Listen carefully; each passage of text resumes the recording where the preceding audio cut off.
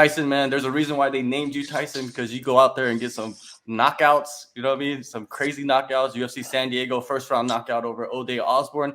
I think a lot of people missed out on him taking this fight, or you taking this fight on short notice because you were supposed to fight someone else. When you land a knockout, man, this is what I want to ask you. When you land a knockout shot, does it feel any different from any other punch landing? Yeah, it actually feels like I hit them less when I knock somebody out. I mean, they always say like the one that doesn't feel like anything is probably like the hardest shot that you land, and it always seems to be that way. It's like, did I really hit him that hard? I guess I did. He fell down. Yeah. And it's cold too. You know, it's not like your knockouts are like those standing TKOs. It's like dead. You know what I mean? Like, so you don't feel it. It's just like a little impact and then they're gone. Yeah, it's like it just went right through his soul. Usually, like, yeah, when I hit people, man, if I touch people, they go down or go to sleep.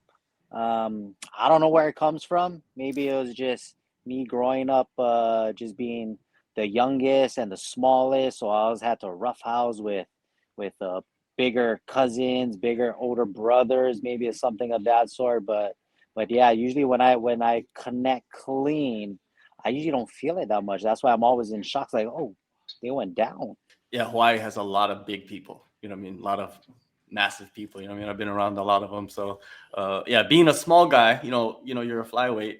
It's hard, right? Because everybody's so fucking big in Hawaii. Yeah. I mean, even when I first started like doing boxing and whatnot, I'd go down to the boxing gym. And I mean, we were on the better side. So we'd actually have to spar with heavyweights. I remember sparring with some 6'4", 240-pound Samoan. And I was probably, I don't know, 140 pounds back then. It probably looked crazy from the outside in, but yeah, I mean, just thinking about it now, I won't be sparring anybody that big anymore. That Do you, that was just kind of foolish.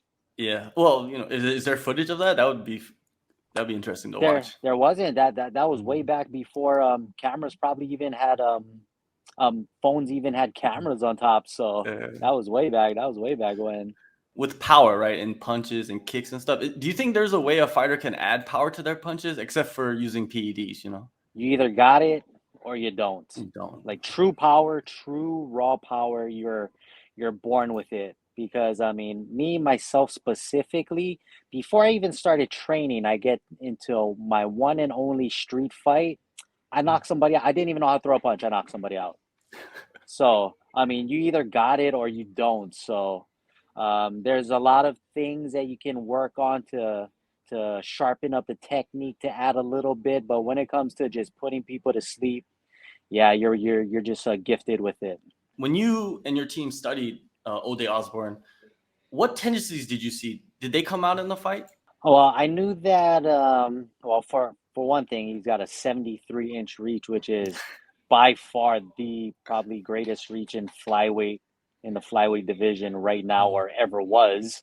But I did know that he was very fast. He was very explosive. So we had to try and figure out a way to put myself in position so I could just start throwing punches with him. Take away that athletic movement and put it to where I wanted it to be. Yeah, definitely. You did put it during the fight.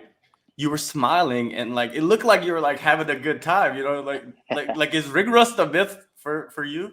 For me, yeah, I've no matter, this was definitely the longest layoff that I've ever had, but I mean prior to this, maybe like I've had layoffs for like a year. I've never felt the rust.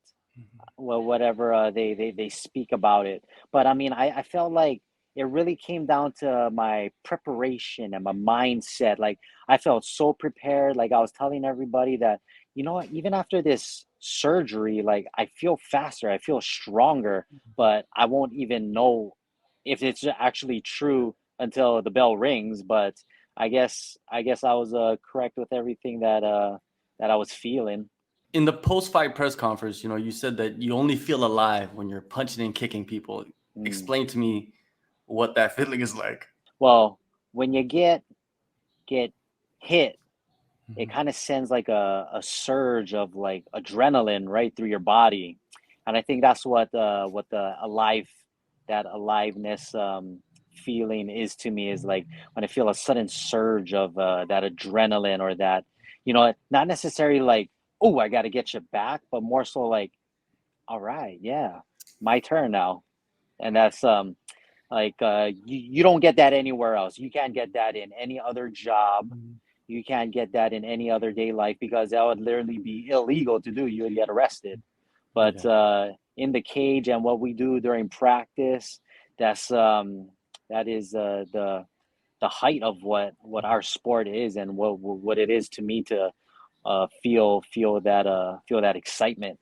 Are you sparring less now compared to, let's say, 3 years ago? Well, we'll say like I started this career where your normal practice was to spar every single day, 5, 6 days out of the week. So from that point to now, yes, drastically. Like I might spar, I think like 2 days out of the week, which is like Mhm. never heard of back in when I first started in like 2006. So, Yeah. you know, things have vastly improved. A lot more science and research has gone Mhm. into the training of mixed martial arts, and I think we're doing it better and better every time. You are. And in another interview, you said that you feel reinvented right after that 19 months and coming in and getting the knockout. When you look back at your career, were there any other moments where you had to change things up? Not as drastically as this. I've Oh, never had a surgery, let alone the infamous, the big ACL yeah. surgery that all a majority, a lot of athletes go through.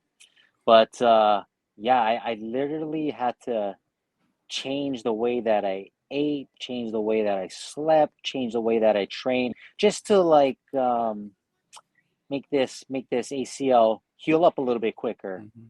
I didn't wanna wait all the way till, it was like 14 months is usually when people will start to think about coming back. Like I wanted to do it at 12. I did it in a few days shy of 13 months, but I wanted to do it in 12. I was ready at 12, but I feel like everything that I did rehabbing, preparing for my next fight was due to just me changing my whole lifestyle. Which one was hardest? To me, it would be dieting. Just that's just me personally. But what about you? Mm.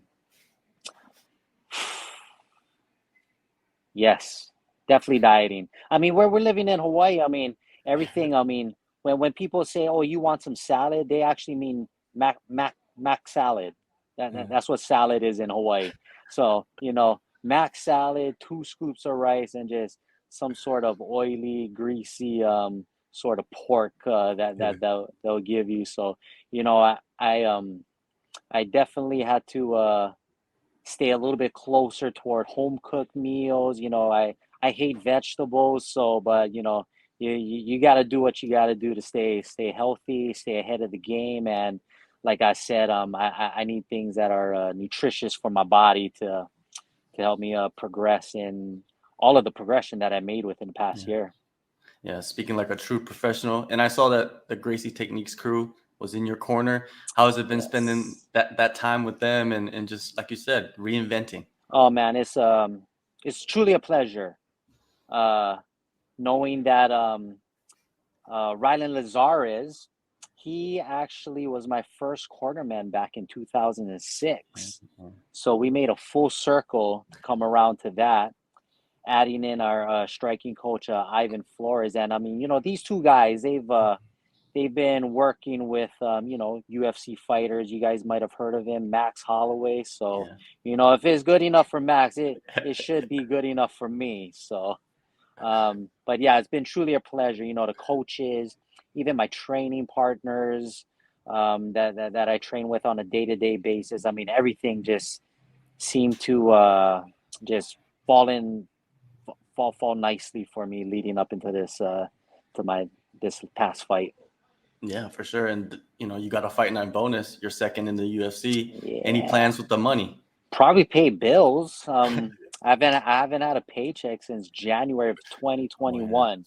And man, I told everybody that's actually worse than getting stimulus checks while I was in COVID. So I was far into debt and on my Mhm. bills. So I definitely needed that performance of the night bonus to pay off just bills in general, just to live life.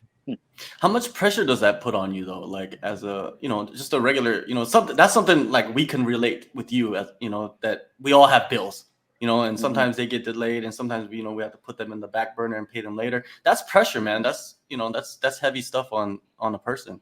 How do you handle it? Well, for myself, I do have a college degree, so I can always fall back onto something else per se, but right now I put all my eggs in one basket, and MMA is just what I eat, sleep, and I shit MMA every single day until I feel like my body can't handle this anymore.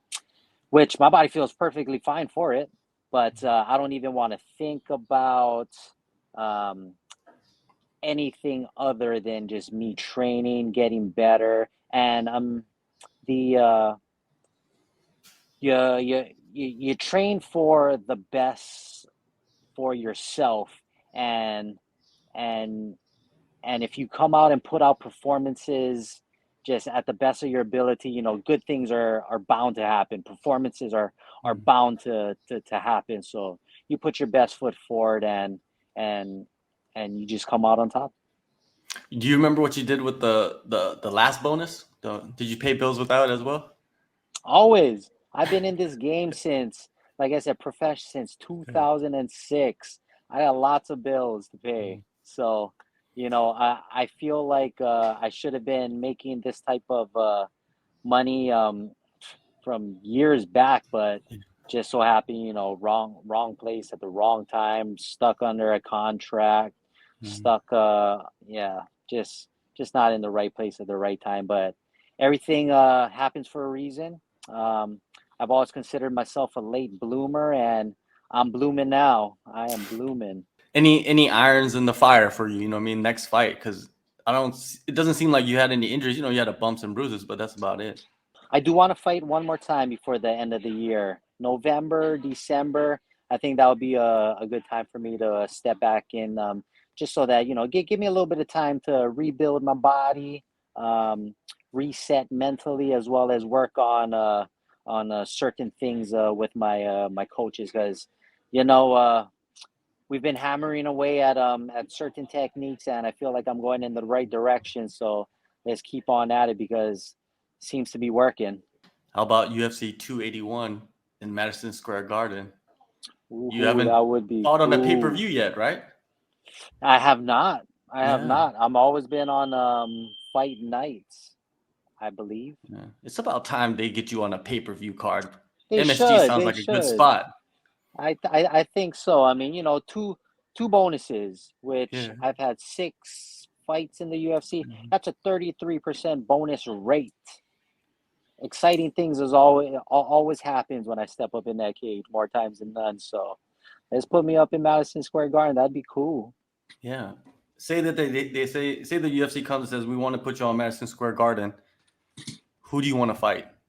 Give us a list. Ooh, that I would have to get back to you on. Like I said, I've really been a hypocrite. I haven't even looked at the roster of who's even available right now. Mhm. So give me a couple more days, maybe about a week. I really gotta get up on top of it. I've just been coming home, and I've not been even thinking about mixed martial arts in general. So yeah, I need to get up on top of that horse and see who is available to be my next victim. All right, Tyson. I'm waiting for it, man. I'm waiting for it. I'm rooting for you to get a spot on MSG, get on that pay per view, get that opportunity. Because why would they not? You know what I mean? So let's see who you call out. Maybe you'll call out somebody. In the next couple days on social. Who knows? But I probably anything. will. Yeah, for sure. All the best, man, for whatever happens for the rest of the year. Thank you so much, Tyson. You the man, John.